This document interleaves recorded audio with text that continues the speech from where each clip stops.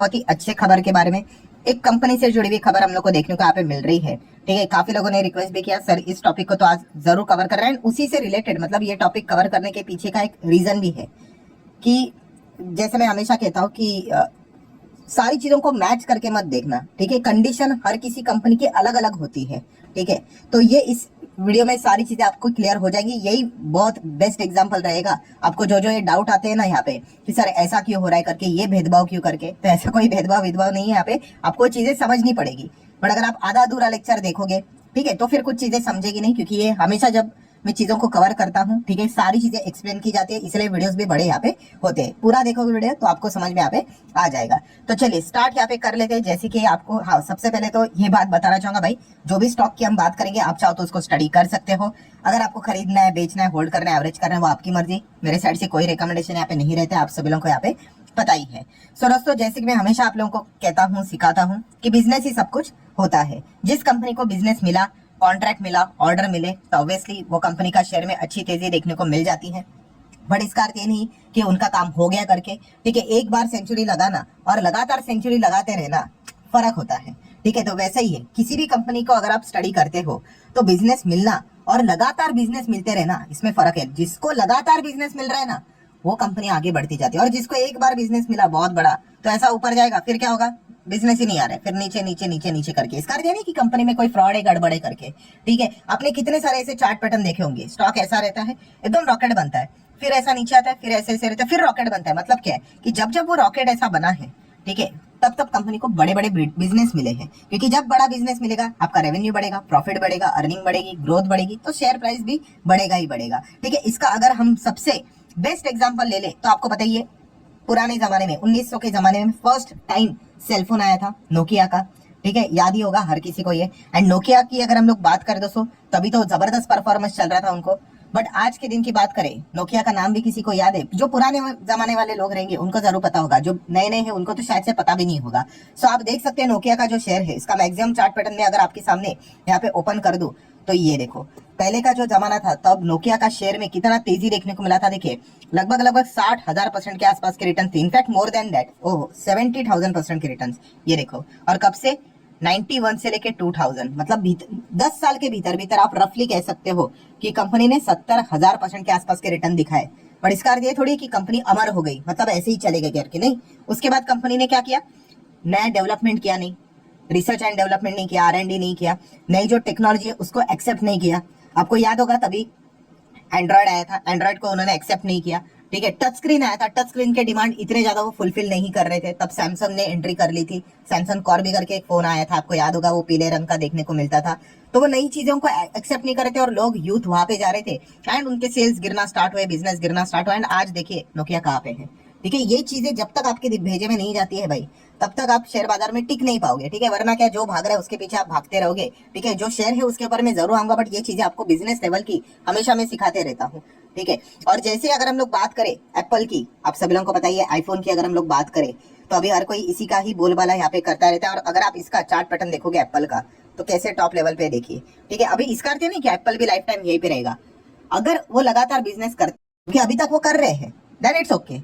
But अगर कभी आगे जाके अगर इन्होंने भी उस लेवल का बिजनेस अगर नहीं किया, तो ये भी धीमे धीमे करके नीचे आएगा। तो ये समझो, ये पूरा खेल बिजनेस का होता है भाई। ठीक है, इमोशंस में बहना नहीं होता है। तो ये पॉइंट आप लोगों को, मतलब कंक्लूजन की अगर हम लोग बात करें, आपको समझ में आया होगा। हमेशा बिजनेस को जानना बहुत इंपॉर्टेंट होता है, वरना इस प्रकार की खबरें तो डेली यहाँ पे आती रहती है। तो चलिए अभी हम लोग उस एक कंपनी के ऊपर यहाँ पे आ जाते हैं। ये प्रवचन लंबा चौड़ा मैंने क्यों दिया है वो आपको अभी समझ में यहाँ पे आ जाएगा, कोई ना कोई उसका लिंकेज होता है। ठीक है, तो सबसे पहले खबर आप यहाँ पे देख सकते हो, किस कंपनी की हम लोग बात करें, तो दोस्तों कंपनी का नाम है deep industries. So deep industry, ये जो स्टॉक है, आज के दिन अपर सर्किट लगते हुए देखने को मिला। इसके पीछे का रीजन क्या है, उनको 1400 करोड़ का ऑर्डर यहाँ पे मिला है। कितना, 1400 करोड़ का। अभी यही चीज देखकर काफी लोगों ने कमेंट सेक्शन में भी चीजें पूछे, सर ये क्या बात हुई, कितने सारे कंपनीज को 2000 करोड़ के ऑर्डर मिले हैं, कितने सारे कंपनीज को 3000 करोड़ के ऑर्डर मिले, कितने सारी कंपनी को अभी रिसेंटली 1850 करोड़ का ऑर्डर मिला, बट इस कंपनी को 1400 करोड़ का ऑर्डर मिला और ये अपर सर्किट लगा दिया। मतलब ये भेदभाव क्यों? तो दोस्तों भेदभाव ऐसा नहीं है, मैंने आपको पहले भी कहा था, आप लेक्चर को पूरा नहीं देखते हो, आधा सिलेबस पढ़ के जाते हो और एक्सपेक्ट करते हो कि एग्जाम में सब कुछ लिख के आ जाए, तो वो होने वाला नहीं है। ये 1400 करोड़ का ऑर्डर है ना, ठीक है, बट कंपनी की साइज क्या है, वो मैटर करता है। ठीक है, अगर मान लो कंपनी की साइज है 1 लाख करोड़, ठीक है, मार्केट कैप हम देखते हैं ना, वही उसी को तो कहते हैं 1 लाख करोड़ है, तो उनके लिए 1400 करोड़ क्या है ये भाई, आप परसेंटेज निकाल लो, कुछ खास नहीं निकलेगा। बट सोच लो अगर कंपनी का साइज बहुत छोटा होगा तो, ठीक है, जैसे कि इसी एग्जांपल को अगर हम लोग पकड़ कर चलते हैं भाई, इस कंपनी का मार्केट कैप है केवल 3000 करोड़ एंड ऑर्डर कितना है 1400 करोड़ का, नियर बाय 50% अपने साइज का ऑर्डर उनको यहाँ पे मिला है, तो भाई ये जबरदस्त चीज होती है। इसीलिए वो कंपनी इस प्रकार के रिएक्शन दिखाती है। इसीलिए कंपनी अगर आप लोग देखोगे उसके जो चार्ट पैटर्न यहाँ पे रहते हैं, अगर मैं आपको दिखा दूं, ये देखो ऐसे सर्किट लगाते हुए देखने को यहाँ पे मिल जाते हैं। ठीक है, तो ऑर्डर मिलना अच्छी बात है यहाँ पे, बट कंपनी का साइज कितना है उस हिसाब से ऑर्डर को देखना भी उतना ही इंपॉर्टेंट पार्ट यहाँ पे बनता है, वरना वो आप कंपैरिजन करें वो सही बात नहीं है। ठीक है, अगर आप अंबानी को कहोगे कि अंबानी को 100 करोड़ का ऑर्डर मिला, तो बोलेंगे ठीक है भाई उसमें कौन सी बड़ी बात है, बट अगर एक नॉर्मल बिजनेसमैन को 10 करोड़ का भी ऑर्डर मिला भाई, उसकी तो लाइफ बदल जाएगी। तो ये चीजें समझना आपके लिए काफी ज्यादा इंपॉर्टेंट रोल प्ले यहाँ पे करती है। तो ये बात आपको पता है यहाँ पे होनी चाहिए। अभी इसको थोड़ा सा डिटेल में जानने की कोशिश करते हैं। डीप इंडस्ट्रीज की अगर हम लोग बात करें, स्काई रॉकेट बन गया, ठीक है, तो कहाँ से ऑर्डर मिला है भाई, ओएनजीसी के ओर से इनको 1400 करोड़ का ऑर्डर मिलते हुए देखने को मिल चुका है। अब ये कंपनी को जो ऑर्डर मिलेंगे वो ऑयल एंड गैस कंपनी से ही मिलेंगे, क्योंकि उनका बिजनेस ही उसी से रिलेटेड हम लोग को देखने को यहाँ पे मिल जाता है। कंप्रेशन करना, ठीक है, ड्रिलिंग की अगर हम लोग बात करें उसी में वो काम करते हैं। अच्छा, ऑर्डर कितना है, 15 साल तक ये स्प्रेड होते हुए देखने को मिलेगा, लंबे ऑर्डर्स होते हैं। तो ये पॉइंट भी आप लोगों को पता है यहाँ पे होने चाहिए। ये ऑर्डर मिलने से पहले कंपनी का जो ऑर्डर बुक था वो था लगभग 1246 करोड़, 1250 करोड़ अप्रोक्सीमेटली आप कह सकते हो 30 जून 2024 तक। और अभी यहाँ पे एक बहुत ही जबरदस्त 1400 करोड़ का ऑर्डर ऐड हुआ है। तो आप देख सकते हो कंपनी का जो ओवरऑल परफॉर्मेंस रहेगा वो 2800 करोड़ के आसपास जाते हुए देखने को यहाँ पे मिल रहा है। ठीक है, एंड कंपनी की साइज कितनी है, 3000 करोड़ की। सो एक काफी अच्छी बात हम लोग को देखने को मिले कंपनी के। अगर हम मैनेजमेंट की कमेंट्री को भी देखेंगे, कंपनी के जो एमडी है, ठीक है, पारस सालवा की अगर हम लोग यहाँ पे बात करें तो उन्होंने भी बोला है कि इस ऑर्डर की वजह से इनको काफी अच्छी यहाँ पे मदद मिलेगी। ऑयल एंड गैस तो इनका मेन बिजनेस भी हम लोग को देखने को यहाँ पे मिल जाता है, एंड इस ऑर्डर के चलते क्या होगा, उनका रेवेन्यू तो बढ़ेगा ही बढ़ेगा, बट उसी के साथ साथ उनका प्रॉफिटेबिलिटी भी जबरदस्त तरीके से बढ़ते हुए देखने को मिलेगा। ये भी पॉइंट उन्होंने सामने यहाँ पे रखा हुआ है। इसीलिए अगर आप देखोगे तो डीप इंडस्ट्रीज ये जो कंपनी है वो हम लोग को इतना अच्छा आज के दिन परफॉर्मेंस दिखाते हुए देखने को मिले। अगेन कह रहा हूँ कोई रिकमेंडेशन नहीं है, बताने का मकसद ये है कि आप ये जो ऑर्डर को कंपेयर करते हो ना, ठीक है, इसमें ये हुआ उसमें वो हुआ करके, चलो सीधा मुद्दे पे ही आ जाता हूँ। तो अभी माजगांव डॉक को ऑर्डर मिला था कितना, 1486 करोड़, इतना ही ऑर्डर मिला है ना इस कंपनी को भी, डीप इंडस्ट्री को। ठीक है, और सेम ओएनजीसी की ओर से इनको ऑर्डर मिला, बट माजगांव डॉक देखिए भाई यहाँ पे तो कोई रॉकेट नहीं बना। क्यों, अरे भाई कंपनी के पास ऑलरेडी काफी सारे ऑर्डर हम लोगों को देखने को मिल रहे हैं, और कंपनी का साइज देखिए कितना है, लगभग लगभग लगभग 90,000 करोड़ के आसपास वाली ये कंपनी है।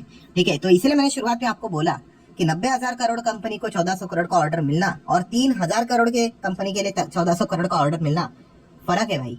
ठीक है, और ये जो माजगा डॉक है वो भी ऐसे नहीं भागा है, ये जो आप देख रहे हो यहाँ पे, ये ऐसा क्यों 2-3 हज़ार% के जो आपको रिटर्न देखने को मिल रहे हैं वो यहाँ तक ऐसे ही नहीं पहुंचा है।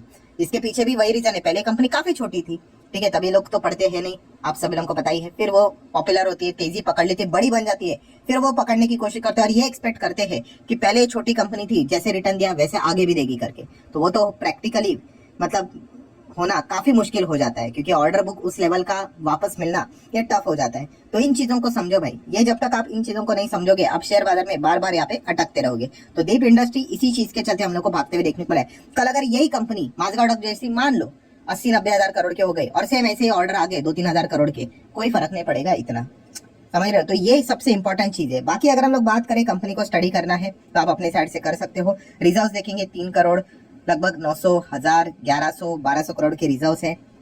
कर्जे की अगर हम लोग बात करें लॉन्ग टर्म बोरिंग, फिलहाल तो 80 करोड़ का कर्जा देखने को मिल रहा है। शॉर्ट टर्म बोरिंग 60 करोड़ का कर्जा देखने को मिल रहा है। What about cash and cash equivalent 51 crore का देखने को यहाँ पे मिला है। छोटी कंपनी स्मॉल कैप है तो ऐसे एक्सपेक्ट करना है। आप देख सकते हैं पूरा 100% business oil and service, gas service का बिजनेस हम लोग को देखने को मिल जाता है, तो इनके क्लाइंट्स यही रहते हैं। ठीक है, देन अगर बात करें तो मार्केट कैप अभी अभी हम लोगों ने यहाँ पे देख ही लिया है। ठीक है, तो ये चीजें फिलहाल तो हम लोग को देखने को यहाँ पे मिल रहा है। पीयर सेगमेंट में अगर आप जाओगे तो आपको यही ओएनजीसी, ऑयल इंडिया, ये देखो डीप इंडस्ट्री, इसी में ही देखने को यहाँ पे मिल जाते हैं। प्रॉफिटेबिलिटी की बात करें तो आप देख सकते हैं ओके परफॉर्मेंस है, 10-20 के आसपास का ईपीएस देखने को मिल रहा है। शेयर होल्डिंग पैटर्न की बात करें तो प्रमोटर ही ज्यादा है एंड बाकी पब्लिक ही है। ठीक है, यहाँ पे गवर्नमेंट तो 0 ही है। ठीक है, डीआईएस तो है ही नहीं। ठीक है, एंड बाकी एफआईएस भी कितने 2% है, तो रिस्क तो काफी है। ठीक है, ऐसे तो आपको बहुत सारी कंपनियां मिलेंगी, बट जस्ट आपको नॉलेज पर्पज के लिए ये सारी चीजें बताने के लिए इसको यहाँ पे कवर यहाँ पे किया है। सो आप चाहो तो डीप इंडस्ट्री को स्टडी यहाँ पे कर सकते हो। अगेन जाते जाते कहना चाहूंगा कोई रिकमेंडेशन